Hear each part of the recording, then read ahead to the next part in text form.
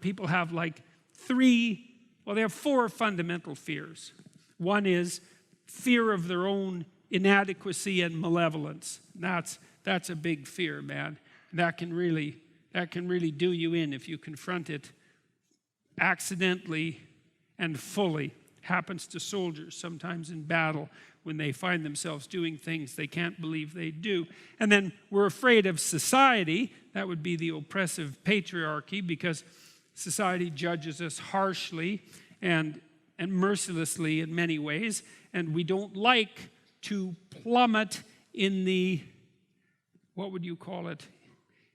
We don't like to see our reputation savaged in front of the groups that we identify with. It's extraordinarily hard on us emotionally for that to happen, which I wrote about, for example, in Rule 1, which is a chapter, at least in part, that details out the fact that the neurochemical systems that track your comparative status in competence hierarchies also regulate the balance between your positive and negative emotion, such that if you suffer a social defeat, your proclivity to experience negative emotion radically increases, and your proclivity to experience positive emotion radically decreases. And people seriously do not like that.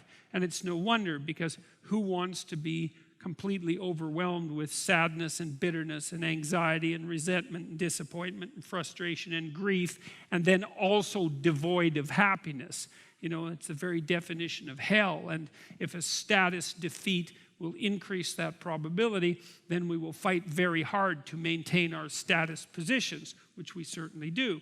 That's another fear. And then, of course, we have the fear of nature, and we should, because, of course, nature, despite being the environment and this thing that we should be striving to protect and maintain, is also trying with all of its might constantly to make us ill and old and kill us, and is generally very successful at all 3. And so there's every reason to be afraid of nature. And, one night alone in the bush will pretty much convince you of that. And then people are also afraid of the unknown. And so those are the big categories of terror that human beings face. And to be naked on stage is to face at least 2 or 3 of those simultaneously.